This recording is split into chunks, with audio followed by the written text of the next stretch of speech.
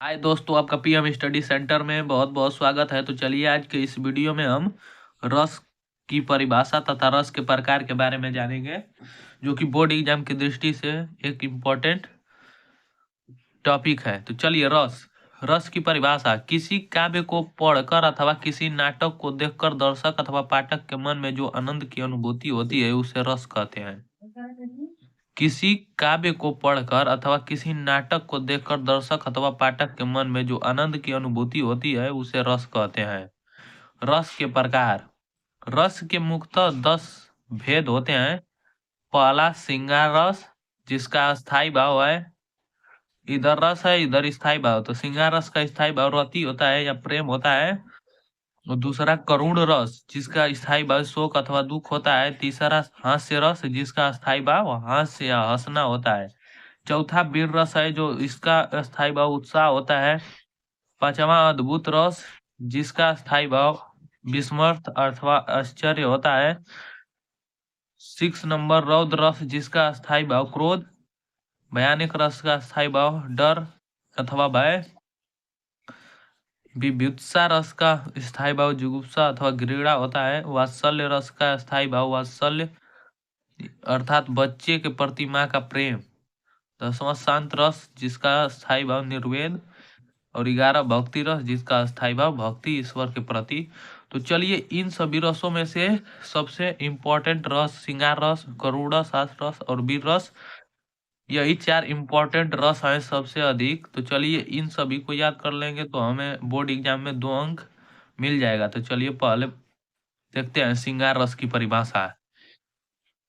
श्रृंगार रस श्रृंगार रस की परिभाषा जो बोर्ड एग्जाम 2024 की दृष्टि से बहुत ही इम्पोर्टेंट है, जो लगातार 2023, 22, 19, 18, 17, 2016, 15, 14, 13, 12 तथा 2010 तक लगातार पूछा गया है। और इस वर्ष भी बोर्ड एग्जाम 2024 के बोर्ड एग्जाम में पूछा गया जाएगा। श्रृंगार रस, इसकी परिभाषा है कि इसका स्थायी भाव रति होता है।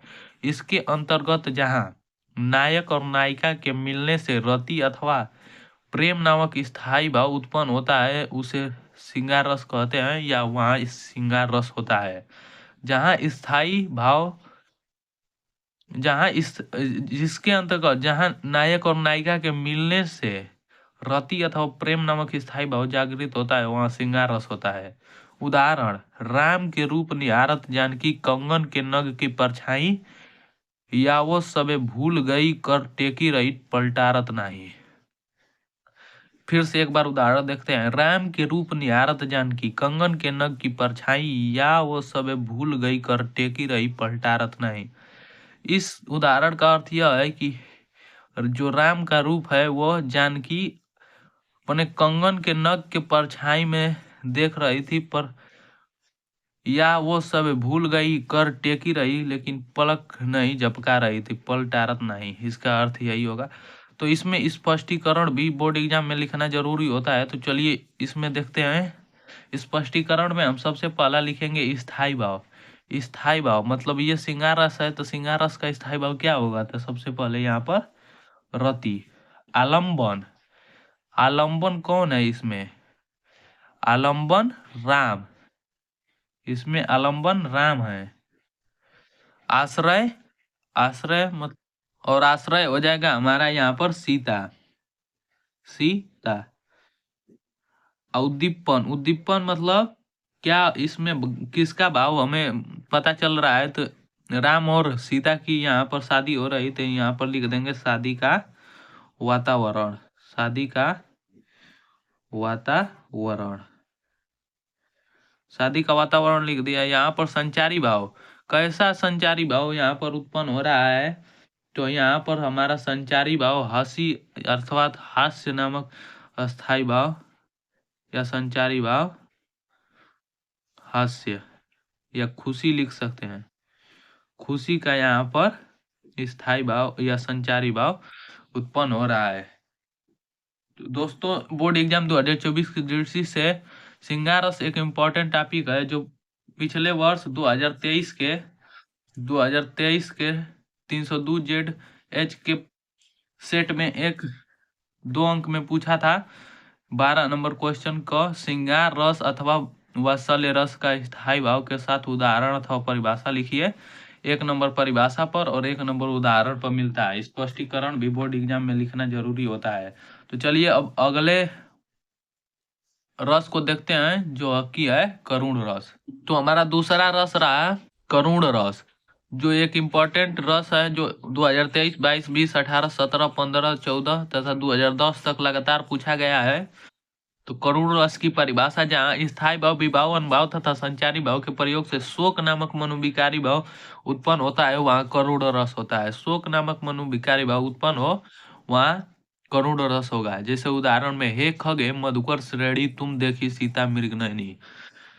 इसका अर्थ यह है कि सीता और राम जब सीता को रावण ग्रहण कर कर उठाकर ले गया था, तो वन में श्री राम जी पक्षियों और हिरणों से कह रहे थे कि हे खगे मधुकर श्रेणी तुम देखी सीता मृगनयनी। तो स्थायी भाव इसका हो जाएगा शोक। यहाँ पर शोक नामक स्थायी भाव उत्पन्न हो रहा है।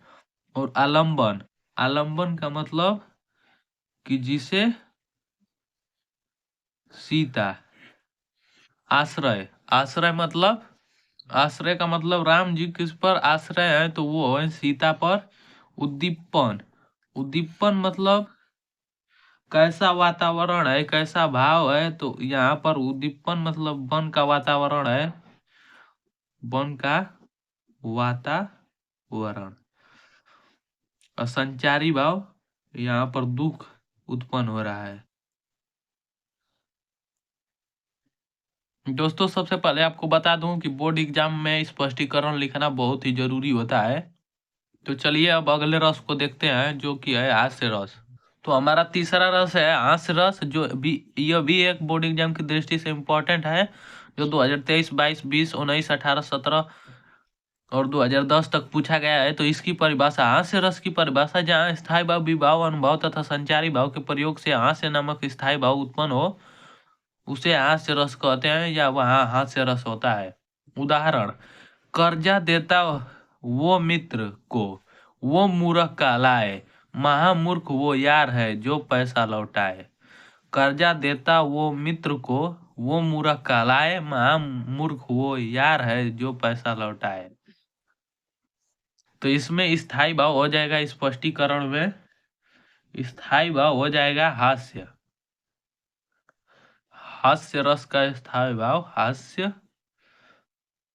और आलंबन, आलंबन या मित्र को कहा जा रहा है कि महामूर्ख वो यार है, कि कर्जा दे तो वो मित्र को वो मूर्ख कहलाए, महामूर्ख वो यार है जो पैसा लौटाए। तो आलंबन यहाँ पर मित्र हो जाएगा। आश्रय, आश्रय यहाँ कवि कह रहे हैं। और उद्दीपन, उद्दीपन मतलब कैसा यहाँ पर भाव है, तो मित्रों का परस्पर व्यवहार,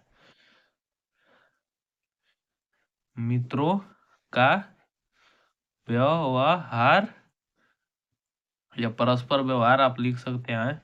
संचारी भाव, यहाँ पर हंसी का संचारी भाव उत्पन्न हो रहा है, हास्य रस का। तो हर्ष का है, यहाँ संचारी भाव उत्पन्न हो रहा है। और अनुभाव यहाँ पर कर्जा लौटाना, कर्जा लौटाना। चलिए अब अगले रस को देखेंगे जो कि वीर रस है। और वीर रस भी एक इम्पोर्टेंट रस है। वीर रस, वीर रस की परिभाषा होता है जहाँ स्थायी भाव, विभाव, अनुभाव तथा संचारी भाव के प्रयोग से उत्साह नामक मनोविकारी भाव उत्पन्न हो, वहाँ वीर रस होता है। जैसे इसका उदाहरण है, बुंदेलो हर बोलो के मुंह से सुनी कहानी थी, खूब लड़ी मर्दानी वो तो झांसी वाली रानी थी। बुंदेलो हर बोलो के मुंह से सुनी कहानी थी, खूब लड़ी मर्दानी वो तो झांसी वाली रानी थी। यहाँ पर स्थायी भाव क्या उत्पन्न हो रहा है, तो यहाँ पर उत्साह नामक स्थायी भाव, उत्साह नामक स्थायी भाव उत्पन्न हो रहा है। और आलंबन, आलंबन यहाँ पर झांसी की रानी है, जिसके बारे में जो बात कहा जा रहा है, झांसी की रानी। और आश्रय, आश्रय यहाँ पर बुंदेलो है, बुंदेलो। और उद्दीपन यहाँ पर कैसा भाव उत्पन्न हो रहा है, तो युद्ध के क्षेत्र में युद्ध का भाव उत्पन्न हो रहा है, तो यहाँ पर युद्ध का वातावरण लिख सकते हैं, या युद्ध का क्षेत्र, युद्ध का वातावरण। और यहाँ पर संचारी भाव है जो उत्सुक, कविता को सुनकर बुंदेल उत्सुक हो रहे हैं युद्ध के क्षेत्र में।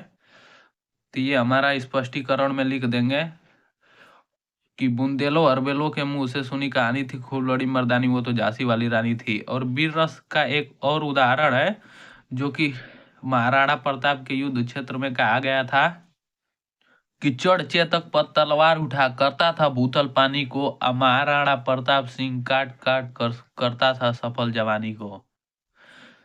चढ़ चेतक पर तलवार उठा करता था भूतल पानी को, महाराणा प्रताप सिर काट काट कर करता था सफल जवानी को। यह भी एक वीर रस का उदाहरण है। तो चलिए अब अगले रस को देखते हैं जो कि है हमारा भयानक रस। भयानक रस है जो 5वां नंबर, भयानक रस। भयानक रस की परिभाषा, जहाँ स्थायी भाव, विभाव, अनुभाव तथा संचारी भाव के प्रयोग से भय नामक मनोविकारी भाव या भाव नामक स्थायी भाव उत्पन्न हो, वहां पर भयानक रस होता है। उदाहरण, एक और अजगर ही लखी, एक और मृगराज, वकील बटोई, बीच पियो मुझी खाए। इस उदाहरण का कहना है यह है कि एक और अजगर है और एक और मृगराज अर्थात शेर, वकील बेटोई, बीच में पियूं मुझी खाए, और बीच में मैं हूं तो और मेरे समझ में कुछ नहीं आ रहा है। तो इसका स्पष्टीकरण लिखेंगे तो इसमें हमारा भय नामक स्थायी भाव जागृत हो रहा है, अर्थात स्थायी भाव भय हो जाएगा। और आलम्बन, आलम्बन मतलब यहाँ पर जंगली जानवर है, जंगली जानवर, जंगली जानवर में यहाँ पर नहीं, तो आप आलम्बन में यहाँ पर अजगर और मृगराज भी लिख सकते हैं। आश्रय, आश्रय यात्री है, यात्री है जो जंगल के रास्ते से जा रहा है। और उद्दीपन यहाँ पर हमारा हो जाएगा वन का वातावरण, वन का वातावरण, वातावरण। और संचारी भाव में हमारा शंका, अर्थात शंका का भाव उत्पन्न हो रहा है। तो उम्मीद करता हूँ दोस्तों कि आपको यह 5 रस बहुत ही पसंद आए होंगे, या वीडियो पसंद आया होगा। यदि वीडियो पसंद आया होगा तो इसे ज़्यादा से ज़्यादा लाइक, शेयर और चैनल को सब्सक्राइब करना ना भूलें। और रस आपके बोर्ड एग्जाम में 2 अंक में पूछा जाता है।